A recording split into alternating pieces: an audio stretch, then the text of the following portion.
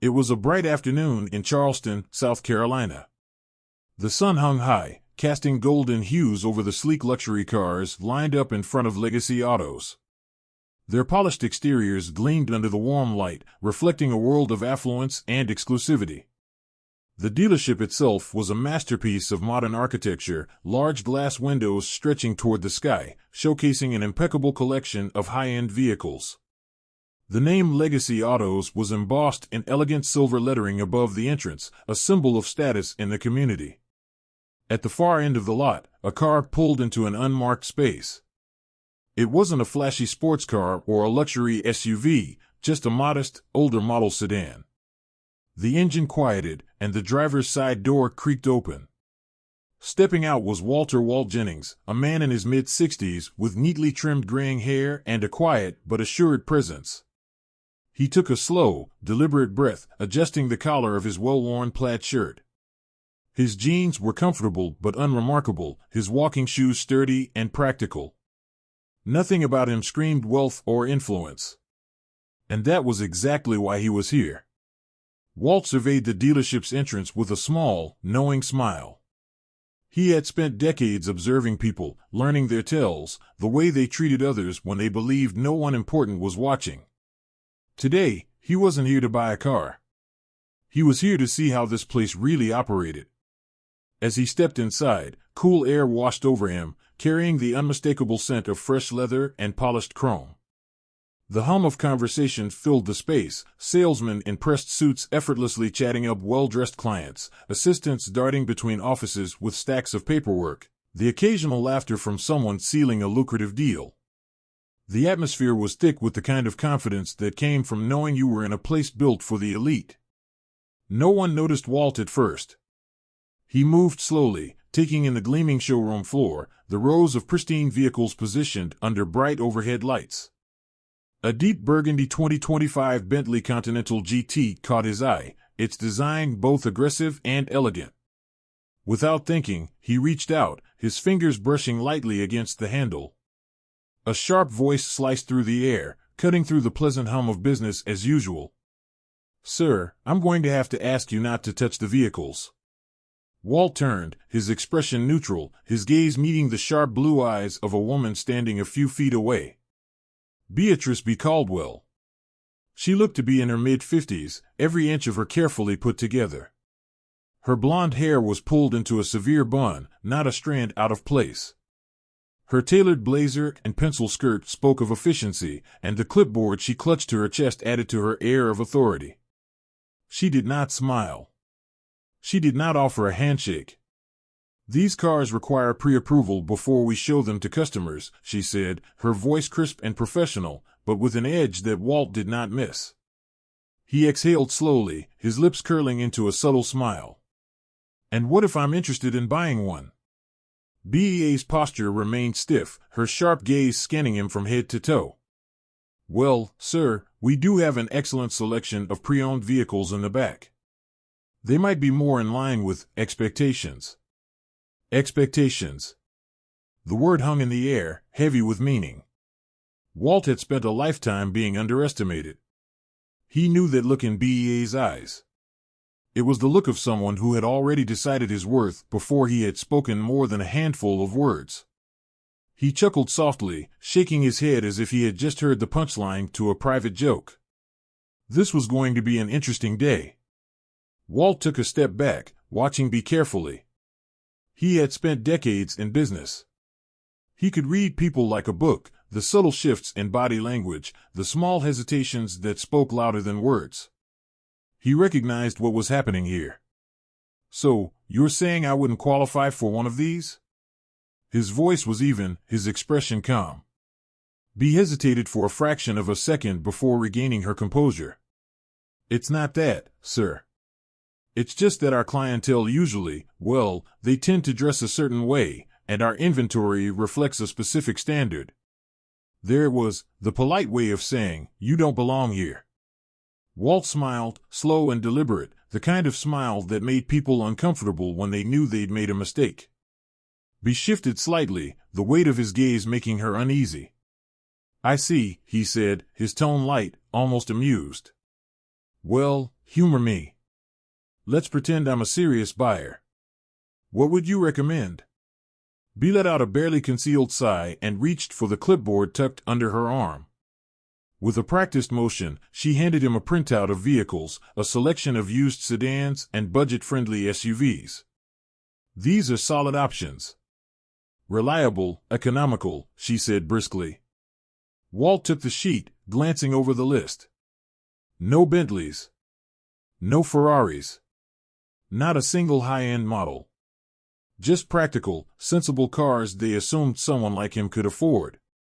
He folded the paper neatly, tucking it into his jacket pocket. Appreciate the effort, he murmured, his voice unreadable. The tension between them was palpable. Nearby employees had started to take notice, their conversations growing hushed as they discreetly observed the exchange. Bea's face remained composed, but there was a flicker of impatience in her eyes, a subtle stiffening in her posture. Then, Walt did something unexpected. Tell you what, Bea, he said smoothly, hands slipping into his pockets. Why don't you call the owner? Let them know I'm here. Bea blinked. For the first time, genuine confusion crossed her face before it was quickly masked with forced politeness. Then, she laughed, a short, condescending chuckle. Sir, the owner doesn't take walk-ins. They're a very busy person. Walt's eyes twinkled with something she couldn't quite place. Oh, I think they'll want to talk to me. Bea let out a slow breath, clearly annoyed. And why is that? Walt reached into his pocket and pulled out his phone. Without another word, he pressed a single button and lifted it to his ear, turning slightly away from her. Yeah, it's me. I'm at the dealership. Looks like there's been a little misunderstanding. Think you can come down? The air in the showroom shifted. Silence spread like ripples in still water. Employees who had been pretending not to watch were now openly staring. Even a few customers had paused mid-conversation, sensing the sudden change in atmosphere. Bea's face paled. The confidence she had carried moments ago now faltered. Her hands tightened around her clipboard, knuckles white against the smooth surface. Who did you just call? She stammered, her voice lower now, barely above a whisper. Walt simply smiled, slipping the phone back into his pocket. Guess we'll find out. 10 minutes later, the glass doors swung open with a quiet whoosh, letting in a burst of warm air from outside. The conversations in the showroom died down as heads turned, curiosity flickering across the faces of employees and customers alike. The man who stepped in carried an undeniable presence. His tailored navy suit was crisp, his polished shoes clicking softly against the pristine tile floor. His posture exuded confidence, the kind that only came with experience and authority. Charles Montrose, the regional director of Legacy Autos. His sharp brown eyes scanned the room until they landed on Walt, and his face immediately broke into a warm, genuine smile. Without hesitation, he strode forward, extending a firm hand. Walt! Great to see you! Charles greeted enthusiastically, his voice carrying across the quiet showroom. A heavy silence settled over the room. Bea's clipboard slipped slightly from her grasp, her fingers tightening around it to keep it from falling. Her mouth opened slightly, but she didn't say a word. Around them, employees exchanged uncertain glances, their expressions ranging from confusion to outright disbelief. Bea finally found her voice, though it came out weak, almost hesitant. Wait, you know him? Charles turned his attention to her, his friendly expression shifting into something more professional, more serious. His gaze was steady, his tone measured but firm. Bea, meet Walter Jennings, he said, his voice carrying an undeniable weight. The new owner of Legacy Autos. A collective gasp rippled through the showroom. Several employees who had been lingering at their desks suddenly straightened, their casual stances becoming more formal. Even a few customers, unaware of the full context, looked on with interest, sensing the tension that had thickened the air. Bea's face drained of color. Her breath hitched, and her fingers tightened around the clipboard like a lifeline. She blinked rapidly, her carefully curated mask of authority slipping as she processed the words. The new owner, she repeated, barely above a whisper. Walt turned to face her, his expression unreadable. But there was something in his eyes, a quiet amusement, a patient understanding, and beneath it all, a hint of challenge. "Still think I should check out the pre-owned section?" he asked, his voice calm, almost teasing. Ba's lips parted, but no sound came out. She struggled to form a response, her mind racing back over every word she had said to him, every assumption she had made. The weight of her mistake pressed down on her, a slow, crushing realization settling in her chest. The showroom remained silent, the moment stretching between them like a drawn-out breath. Employees shifted uneasily, waiting to see what would happen next. Bea swallowed hard, her pulse pounding in her ears. "Mr. Jennings, I didn't know." Walt lifted a hand, stopping her mid-sentence. "Let's not do that," he said simply, his voice still holding that calm, steady tone. "I'm not looking for an apology, Bea. Just an honest answer. Would you have treated me differently if you had known who I was?" Bea hesitated. For the first time, the confidence she had worn so easily seemed to falter. She glanced around, as if searching for an escape, but there was none. She was standing in the middle of a lesson she hadn't expected to receive. She took a deep breath, but no words followed. Walt nodded, as if her silence was answer enough. He turned to Charles, his demeanor easy, as though this were any other conversation, unaffected by the weight of what had just transpired. "Charles, I think we need to have a quick meeting with the team," Walt said, his tone light but firm. "I'd like to talk about some changes I'd like to see in the way we do business." Charles nodded immediately. "Of course. Right away." Walt turned back to Bea, offering a small, knowing smile. "You coming?"